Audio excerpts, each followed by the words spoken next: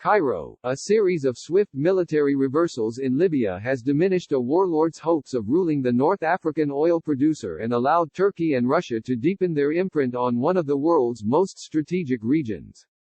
In recent weeks, Turkish drones and air defense systems have helped the UN-backed government to retake nearly all of western Libya from the forces of Khalifa Haftar, who is backed by Russia and has tried since last year to overrun the capital, Tripoli. Haftar announced a withdrawal of his fighters from some front lines in Tripoli last week. But his foes continued to press their advantage, adding to their capture of a string of coastal towns and a key air base. Haftar's forces are now under pressure in their last western stronghold. Haftar is facing his worst crisis in 6 years, said Anas El Gomati, a Libya analyst who heads the Sadiq Institute, a Tripoli-based think tank. But the conflict is far from over, say UN officials and analysts, with rising worries it could draw Turkey and Russia into another proxy confrontation and transform Libya into a Syria-like battleground. Humanitarian pause efforts do little to quell fighting in Libya. The 76-year-old Haftar still controls much of Libya and has significant backing from outside powers. Last week, a top official in Tripoli asserted that Russian warplanes had come from Syria to bolster Haftar, adding to the Russian weaponry and Russian mercenaries that have aided the strongman. The United Nations acting envoy to Libya, Stephanie Williams, warned the UN Security Council that an alarming military build-up was unfolding in violation of a UN arms embargo. We have reached another turning point in the conflict, she said, noting that escalation could trigger a pure proxy war. In many ways, Libya is already that kind of war, one of the world's most internationalized conflicts, in a contest over lucrative oil and gas resources, territory, and ideological and geostrategic ambitions. Several thousand civilians have been killed or wounded, including more than 200 since April 1, while around 200,000 have fled their homes in the last year alone, according to UN figures. The United Arab Emirates, Egypt, Saudi Arabia and Jordan are also supporting Haftar, whose offensive on Tripoli in April 2019 has ushered in the most violent period in Libya since the 2011 Arab Spring revolts and NATO intervention led to the ouster and death of dictator Muammar Gaddafi. The Europeans are divided. Nations such as France and Greece are supporting Haftar while Italy and others back the UN-installed Tripoli government. The United States ostensibly backs the government, but it has sent mixed signals by keeping channels open with Haftar, a dual U.S. citizen and former CIA asset who spent years in Northern Virginia. President Trump and Turkish President Recep Tayyip Erdogan discussed issues including Libya and Syria in a phone call, Erdogan's office said Saturday. Today, Turkey and Russia have emerged as kingmakers in Libya. Each stand to gain billions of dollars in oil, gas and construction contracts, as well as military bases to serve as gateways to build influence across Africa. Few observers expected Turkey to turn the tide of the war so quickly. Less than 5 months ago, Haftar had the upper hand with a fighting array that included mercenaries and defense systems from Russia and drones from the United Arab Emirates. Foreign arms continue to flow into Libya. He controlled eastern and southern Libya, as well as most of the country's oil facilities. His forces, groups of militias operating under the name Libyan Arab Armed Forces, were pushing forward on several Tripoli front lines and they had seized the strategic Mediterranean city of Sirte in January. By then, the Tripoli government, known as the Government of National Accord (GNA), had signed agreements with Turkey, allowing it access to Mediterranean Sea gas fields.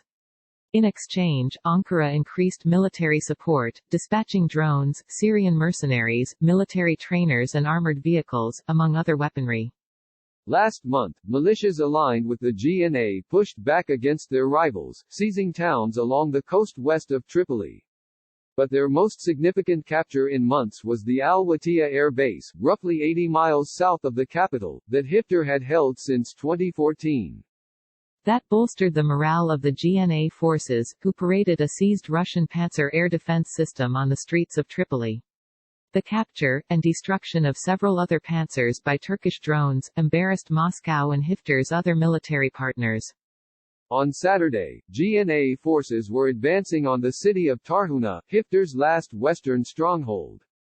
Now, the war's trajectory hinges on the response of Hifter's foreign backers, especially Moscow and the UAE, and their efforts to check Turkish ascendancy, wrote Tarek Megarisi, a Libya analyst at the European Council on Foreign Relations, this week in a commentary.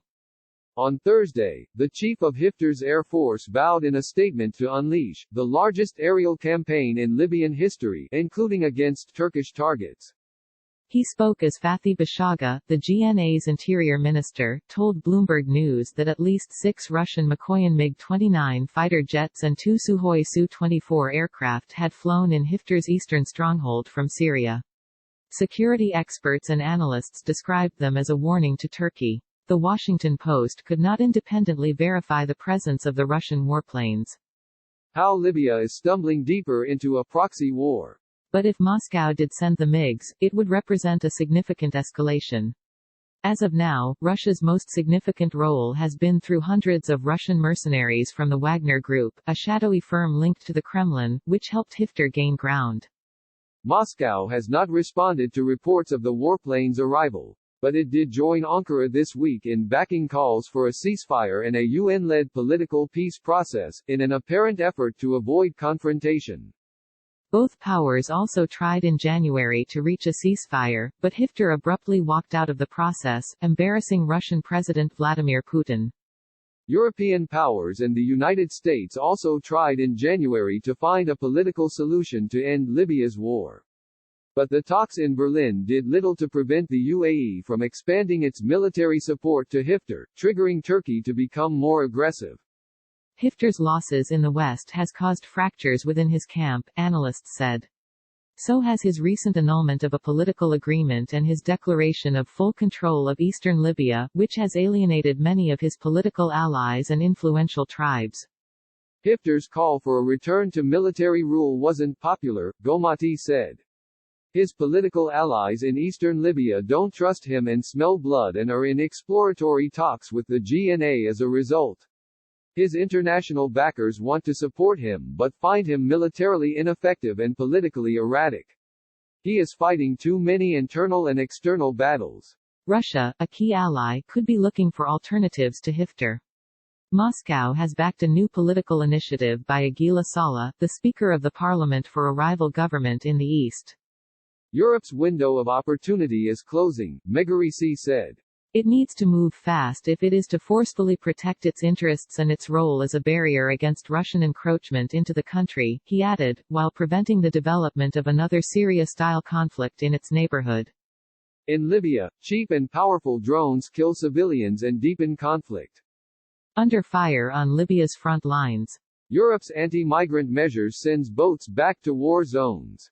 Today's coverage from Post correspondents around the world.